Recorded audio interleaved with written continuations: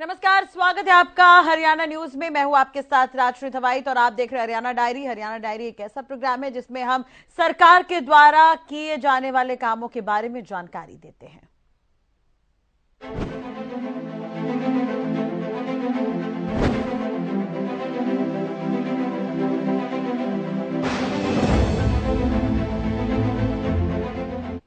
हरियाणा के मुख्यमंत्री मनोहर लाल की तरफ से प्रदेश के विकास को लेकर लगातार कदम उठाए जा रहे हैं।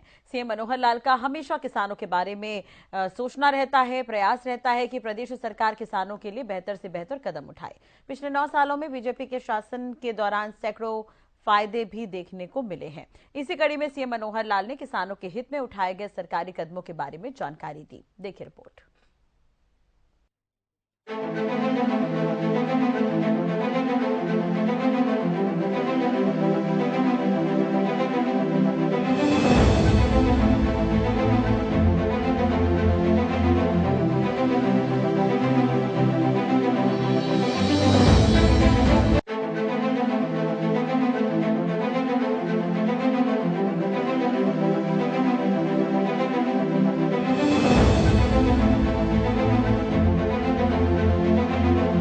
हरियाणा के मुख्यमंत्री मनोहर लाल की तरफ से प्रदेश के विकास को लेकर लगातार कदम बढ़ाए जा रहे हैं। मुख्यमंत्री मनोहर लाल का मानना है कि प्रदेश का विकास होते रहना चाहिए।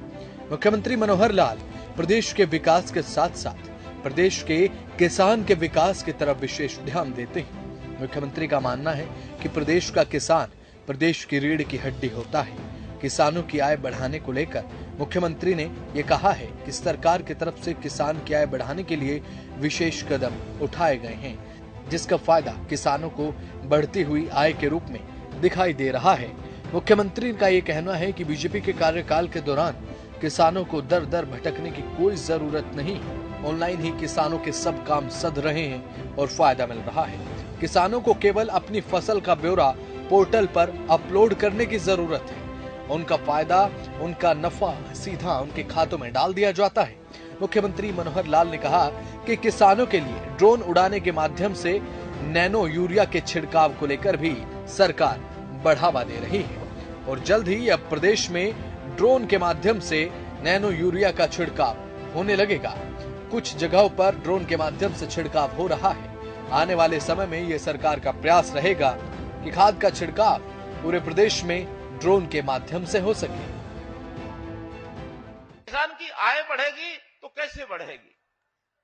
जैसा अभी बात आई कि हम मिलकर के खेती करने का स्वभाव बनाएं, फसलों को हम इस ढंग से आगे बढ़ें कि हमारी कैश क्रॉप्स, हमको अच्छी आमदन की कैसे फसलें मिले, इसके लिए बहुत से प्रयोग अभी सरकारों द्वारा किए जा रहे हैं। किसानों का हर प्रकार का हिसाब किताब, क्योंकि आईटी का जमाना आ गया है, अब किसान को दर दर भटकने की जरूरत नहीं है। किसान ने क्या बोया है, केवल मेरी फसल मेरा ब्यौरा पोर्टल पर जाके चढ़ा दे। चढ़ाने के बाद उसकी बिक्री की व्यवस्था सरकार करेगी और सरकार अगर जब खरीद लेती है तो उसका पैसा सीधा उसके खाते में जाएगा। अब हमने नए सिस्टम में क्या, खाद यानी हमारा जो यूरिया है, यूरिया का छिड़काव आज हमारे जेपी दलाल जी ने यत्न करके ये कहा कि ड्रोन उड़ाओ और ड्रोन से और हम जो नैनो यूरिया वहां छिड़केंगे, ये छिड़कने का काम बहुत ज्यादा तो नहीं, लेकिन एक 15% किसान करने लग गए हैं इसको। और प्रधानमंत्री जी ने कहा कि ये काम तो खेतों में जो हमारी बहनें काम करने लिए जाती है ना, आसानी से उनको थोड़ा सिखा दोगे तो आज तो बच्चे भी उसका कंट्रोल हाथ में रख करके बटन और ड्रोन को चला लेती हैं, हमारी बहनें भी चलाएगी। तो उसका नाम भी, उस ड्रोन का नाम ही रखा ड्रोन दीदी, नमो ड्रोन दीदी। हाँ, जिसको छोटा हेलीकॉप्टर कहे। सरकार की तरफ से लगातार किसानों के लिए जो कदम उठाए जा रहे हैं, उनका फायदा किसानों को बढ़ती हुई आय के रूप में देखने को मिल रहा है। यही कारण है कि किसानों के लिए किए गए कार्य अब धरातल पर दिखाई देने लगे हैं। मनोहर सरकार में किसान अब नुकसान के डर से भी मुक्त हो चुका है। किसानों को सरकार के प्रयासों का भरपूर लाभ मिल रहा है। मुख्यमंत्री मनोहर लाल का ये मानना है कि प्रदेश का किसान मजबूत बने, सुदृढ़ बने और तरक्की करे। किसानों को नुकसान के जलजाल से निकालकर तरक्की के शिखर तक पहुंचाने का बेड़ा मुख्यमंत्री मनोहर लाल ने अपने कंधों पर उठाया है। प्रदेश के किसानों को आगे बढ़ाने के लिए जिस लक्ष्य के साथ मनोहर लाल सरकार में आए, उस लक्ष्य की तरफ सरकार तेजी के साथ काम कर रही है। सरकार की योजनाएं किसानों के लिए वर्तमान में वरदान साबित हो रही हैं। सरकार जैसे जैसे किसानों को खुशहाल बनाने के लक्ष्य की तरफ बढ़ती जा रही है, उसी प्रकार से आज के समय में मनोहर लाल सरकार के कार्यकाल के दौरान प्रदेश का किसान खुशहाल बनता जा रहा है।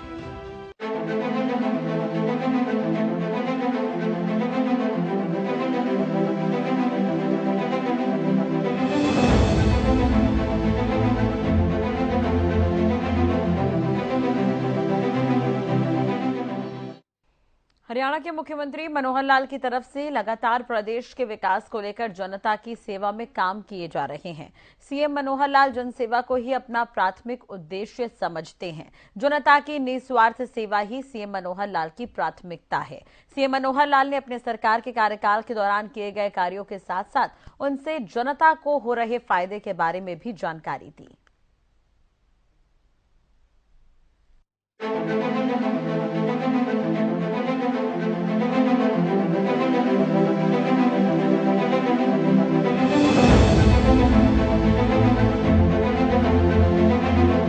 हरियाणा के मुख्यमंत्री मनोहर लाल प्रदेश को तरक्की के शिखर पर पहुंचाने के लिए लगातार प्रयास कर रहे हैं। मुख्यमंत्री मनोहर लाल का ये मानना है कि प्रदेश का विकास जब ही हो सकता है जब सभी वर्गों को साथ लेकर चला जाए, जिसके लिए मुख्यमंत्री मनोहर लाल लगातार काम कर रहे हैं। प्रदेश के लोगों के चेहरों पर खुशी का भाव ये दर्शाता है कि मुख्यमंत्री मनोहर लाल ने पिछले 9 सालों में अपनी सरकार के कार्यकाल के दौरान हर वर्ग के लिए काम किए हैं और जनता की सेवा में निस्वार्थ भाव से लगे हुए हैं। और इन 9 सालों में प्रदेश में विकास की गति को देखा जा सकता है। मुख्यमंत्री मनोहर लाल का ये कहना है कि प्रदेश के विकास को लेकर सरकार की तरफ से कदम दर कदम बढ़ाए जा रहे हैं। उन्होंने कहा कि हमारी तरफ से विभागों का गठन किया गया, जैसे MSME विभाग, विदेश सहयोग विभाग का गठन किया गया। मुख्यमंत्री ने कहा कि विदेशों के साथ डील करने वाला हरियाणा आज के समय में नंबर 1 प्रदेश है। मुख्यमंत्री ने कहा कि डायल 112 पर भी हमारी सरकार के कार्यकाल के दौरान विशेष काम किया गया, जिससे अब एवरेज 8 मिनट में अब जरूरतमंदों को मदद मुहैया करा दी जाती है। इससे लोगों को काफी सहायता मिलती है। किसानों के लिए किए गए काम भी मुख्यमंत्री मनोहर लाल की तरफ से गिनवाए गए। हमने नए विभागों का गठन किया, जैसे क्रिड का हमने किया, जैसे MSME का किया, जैसे विदेश सहयोग विभाग किया, जैसे हाउसिंग फॉर ऑल किया। एक एक चीज को ध्यान में रखते हुए इसका कितना महत्व है। विदेश के साथ सीधा डील करने वाला again Haryana is the first state, वरना हमारे commerce ministry, industry ministry centre की है, वही विदेश के साथ डील करती रही है। श्रीमती सुषमा स्वराज जो विदेश मंत्री थी, उन्होंने कहा मुझे कि हम लोग प्रदेशों से भी सीधा डायरेक्ट एक्सपोर्ट करें। किसी चीज की इंपोर्ट की आवश्यकता है तो with the permission of the central government import भी कर सकते हैं। मैन पावर एम्प्लॉयमेंट, इसको भी हम कर सकते हैं। हमने अभी 10,000 लोग विदेशों में काम करने के लिए उनकी जरूरत है, उसके लिए विज्ञापन जारी किया HKRM के माध्यम से। उसका ऑर्डर जो है हमारे फॉरेन कोऑपरेशन डिपार्टमेंट के माध्यम से मिला है। वेब हेरिटेज, भूमि record, digitalisation of revenue records, इसको हमने किया है। डायल 112, किसी भी व्यक्ति को प्रदेश में कहीं भी किसी भी कोने में आवश्यकता पड़ने पर एवरेज 8 मिनट में और अपनी पुलिस की सहायता उसको पहुंच जाती है। 8 मिनट। हालांकि हमने इजराइल में देखा, शहर की बात मैंने वहां जो देखी है, तो वहां एक एम्बू बाइक नाम से कार्यक्रम का चलता है, तो विद इन 90 सेकेंड्स उनको सर्विस पहुंचती है। कोई आदमी फिसल भी गया और उसने मोबाइल पर ऐप दबा दिया तो with in 90 seconds Anbu bike वहां पर पहुंच जाती है उनको सहायता देने के लिए। और मैंने प्रत्यक्ष अपनी आंख से देखा, हमारे कुछ अधिकारी भी साथ गए हुए थे। तो सेवाएं कैसे त्वरित तौर पर पहुंचाना, ये उसका एक बहुत बड़ा उदाहरण बता रहा हूं।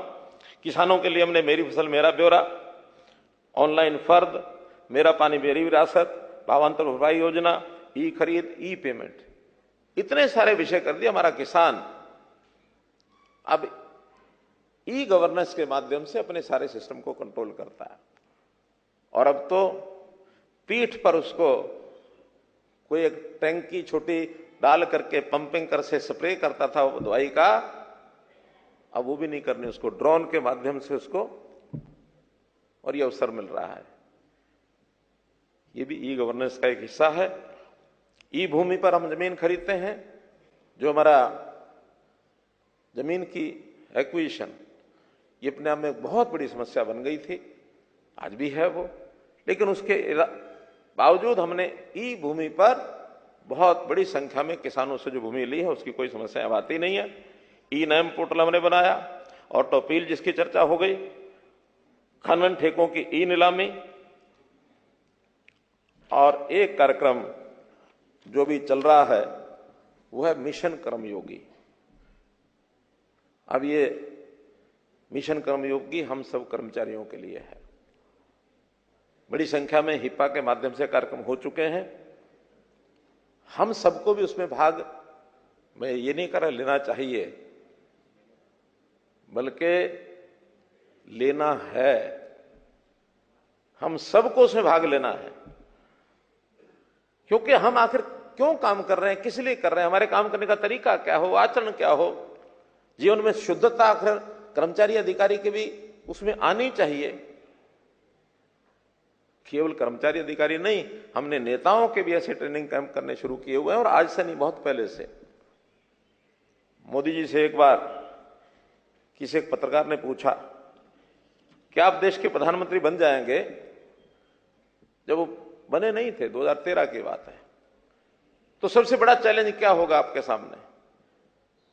उनका कि मेरे लिए सबसे बड़ा चैलेंज ये है कि मेरी बिरादरी, उसकी छवि बड़ी धूमिल है, उस छवि को उज्जवल करना ये मेरा सबसे बड़ा चैलेंज है। अब हम समझ रखे हैं उनकी बिरादरी का मतलब क्या है। जाति की बात नहीं कही उन्होंने बिरादरी यानी जो नेताओं की बिरादरी है, इन नेताओं की बिरादरी की छवि को धूमिल हुई उसको ठीक करने का काम उन्होंने पकड़ लिया है। बहुत बड़े बड़े निर्णय वो ले जाते हैं, उसका असर बड़े बड़े लोगों पर भी पड़ता है।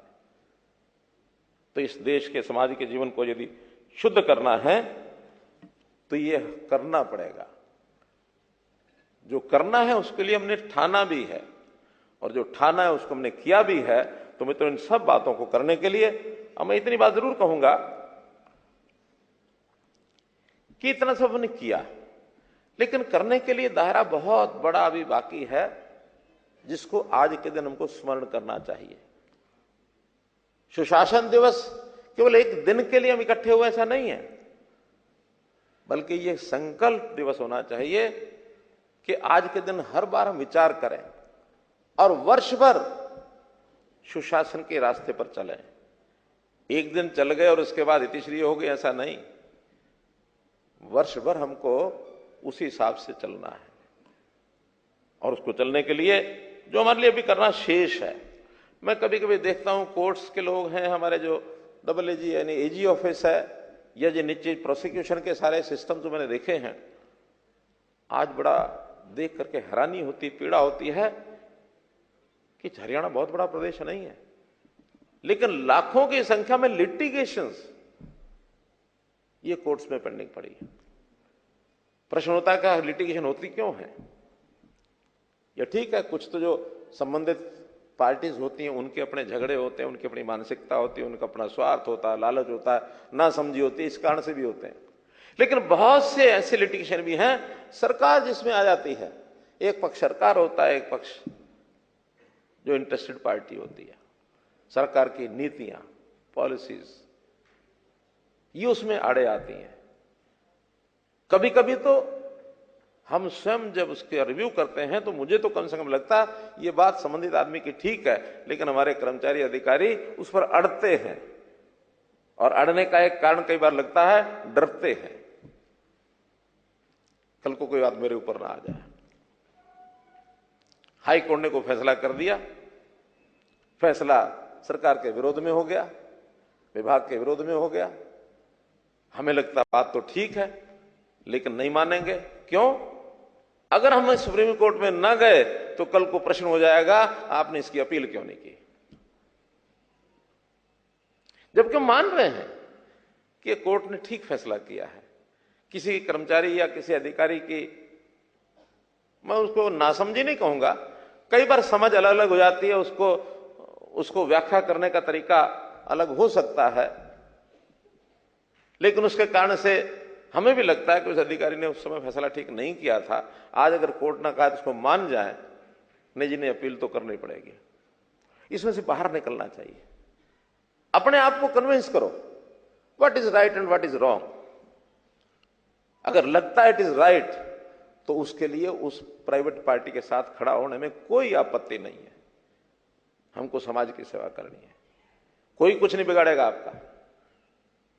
अपना वेस्टेड इंटरेस्ट कोई है तो बिगड़ सकता है, अगर हम लोक हित में कोई बात मान रहे हैं तो कतई किसी प्रकार की डरने की आवश्यकता नहीं है। तो इस नाते से इस लिटिगेशन को, चाहे इसमें नियम कानून नीतियां कुछ भी हमको बदलना पड़े, समाज में भी एक चेतना जागृत करनी है। बहुत बड़े कार्यक्रम हम करते हैं जिसमें अपील भी करते हैं, जन जागरण भी करते हैं। हो सकता है वो चीज कानून से ठीक ना होनी हो, उदाहरण के लिए नशावृत्ति, व्यसन, ये बढ़ता जा रहा है समाज में, क्या दंड दे के ठीक कर पाएंगे? इसकी कोई पॉलिसी बना सकते हैं? नहीं, जन जागरण ही करना पड़ेगा। और इसमें समाज के बाकी कुछ संस्थाओं का, एनजीओ का, संतों का, महात्माओं का, कुछ सोशल रिलीजियस ऐसे लोगों का भी सहयोग लेना पड़ेगा, वरना हम कहें कि तो सरकार का काम नहीं, ऐसा काम नहीं चलेगा। क्योंकि इसके आफ्टर इफेक्ट्स जो हैं वो सिस्टम पर भी पड़ते हैं। तो हमको सामाजिक जागरण ये भी करना होगा।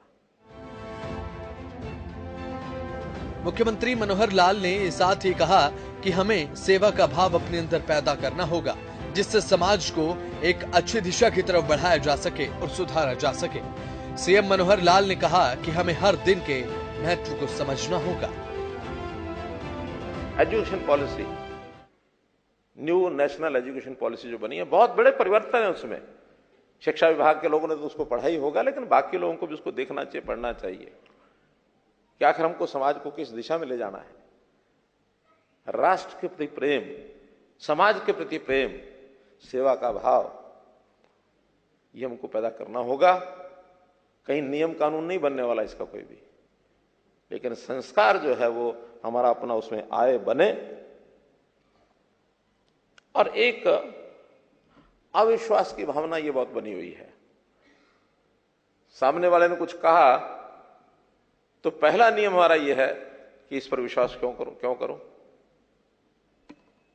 उसका अविश्वास करके उसकी बातों को काटना, ताकि वो जोर लगा करके मुझे कन्विंस तो करे। परस्पर ध्यान करना चाहिए कि किसने कहा है, जिसने कहा है उसका मानस क्या है, उसका लेवल क्या है, उसकी हस्ती क्या है। कुछ के बारे में तुम कह ही सकते हैं कि ये जो कह रहा है ये ठीक ही कह रहा होगा। कुछ के बारे में धारणा जरूर बना सकते हैं कि इसका पास ठीक नहीं है, इसका व्यवहार ठीक नहीं है, इसकी हर बात को कहने पर अविश्वास मत करो। और यही व्यक्ति के,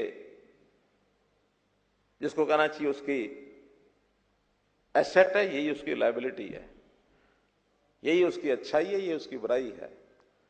कि व्यक्ति का सोच क्या है, उसका इतिहास क्या है, उसको काम करने की पद्धति क्या है, उसकी धारणा क्या है। अच्छी है तो विश्वास करो, और कहीं गलत आदमी है तो उस पर विश्वास करने की जरूरत नहीं है। उसको अपने आप उसको तोलो, तब जाकर के आगे बढ़ पाएंगे। तो परस्पर विश्वास की बात जरूर हमको रखनी चाहिए। अंत में एक विषय अभी बैठे बैठे मुझे जो ध्यान में आया कि आज जैसा अंदर में घुसा तो कहा जी आज तो 25 दिसंबर है, आज तो गस्टेड हॉलीडे है, आज भी आपने इतने सारे लोगों को बुला लिया। तो मेरे मन में विचार है कि देखिए, काम करने के लिए कर्म ही पूजा है, इस नाते पर हम विश्वास करते हैं। दिन जो है काम करने के लिए बने हैं। शरीर थकता है, शरीर को आराम चाहिए, मस्तिष्क को आराम चाहिए। इसके लिए पहले तो एक छुट्टी होती थी रविवार की। कुछ समाजशास्त्रियों ने विचार किया होगा कि एक से काम नहीं चलता, 2 करनी चाहिए। तो शनिवार रविवार 5 डेज ए वीक, शुरू में 5 डेज नहीं होता था, 6 डेज वीक होता था, 5 डेज ए वीक बन गया। तो बीच में ये जो बाकी छुट्टियां घुस गई, ये क्यों घुसी? किसी को हम गजेटेड हॉलीडे कहते हैं, किसी को हम रेस्ट्रिक्टेड कहते हैं। और इस बार के कैलेंडर में एक नया भी हमने चैप्टर जोड़ा है, विशिष्ट दिवस, तीसरा भी जोड़ दिया है। जुड़वाया मैंने ही है। दिनों का महत्व कम नहीं होता, दिनों का महत्व ध्यान रखना ही चाहिए। आज दिन का महत्व क्या है, लेकिन वो दिन हमारे लिए क्या है, इसका जरूर विचार करें। अगर वो गजेटेड छुट्टी है तो किस बात को लेकर है? जिस बात को लेकर के है, हम वो सारा, हमारे लिए व्यक्तिगत छुट्टी नहीं है वो छुट्टी इसलिए है उस दिन हमको विशेष काम करना है। हमने एक नई योजना भी बनाई है, संत महापुरुष विचार प्रसार योजना, सम्मान योजना, और पिछले 4-5 वर्षों में जब से लागू किया है, बहुत चीजें हम, बहुत कार्यक्रम कर चुके हैं। तो उस दिन भी वही करें। तय किया है कि पहले 2 छुट्टियां होती थी वैकल्पिक, और उसमें 3 छुट्टियां कर दी गई हैं, क्योंकि गजेटेड छुट्टियां कम करके वैकल्पिक बढ़ाने का भी कार्यक्रम हमने पीछे किया है। अभी जो विशेष दिवस है, इसमें भी कितने बड़े समाज के साथ जुड़ा हुआ वो दिन है, हम उनको भी वैकल्पिक में अगर जोड़ें तो जोड़ सकते हैं, आपत्ति नहीं है। कारण क्या कि वैकल्पिक तो समाज ने, अब लोगों ने, कर्मचारियों ने अपने उस दिन को एक विशेष छुट्टी लेनी है, कुल मिलाकर के छुट्टियां तो उसकी 3 ही रहने वाली हैं। अगर ये वैकल्पिक हमारी 20 है, 20 में से 3 लेनी है, वो 25 हो जाए तब भी 3 लेनी है, वो 30 हो जाए तब भी 3 लेनी है। इसलिए अगर कोई समाज के प्रमुख लोग जो विशिष्ट दिवस हमने माने हैं, उस विशिष्ट दिवस को वैकल्पिक छुट्टी के रूप में जुड़वाना चाहे तो कोई आपत्ति हमको नहीं है। वो तो 3 छुट्टियां वैसे भी अपने हिसाब से ले ही सकता है। तो कुल मिलाकर मित्रों, आज का ये दिन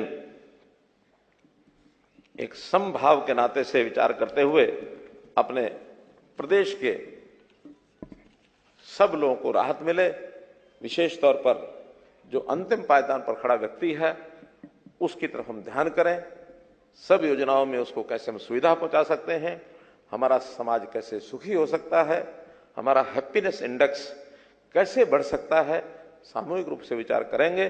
जनता भी इसमें सहयोग कर रही है, और जनता के जिन लोगों को इस सुशासन के नाते से जितने हमारे कार्यक्रम बने उसका लाभ हुआ है, उनको मैं बहुत बहुत बधाई और बहुत ही उनको शुभकामना देता हूं। मुख्यमंत्री मनोहर लाल के कार्यकाल में जो सरकारी योजनाएं चलाई जा रही हैं, उनसे जनता को लाभ मिल रहा है। यही कारण है कि प्रदेश की जनता लगातार मुख्यमंत्री मनोहर लाल को अपना आशीर्वाद दे रही है। जो कार्य प्रदेश के विकास के लिए मुख्यमंत्री मनोहर लाल कर रहे हैं, उनसे जनता के चेहरे पर एक खुशी का भाव और एक संतुष्टि का भाव देखा जा सकता है। चलिए, इसी के साथ ही हरियाणा डायरी में आज के लिए बस इतना ही। खबरों के लिए बने रहिए हमारे साथ। नमस्कार।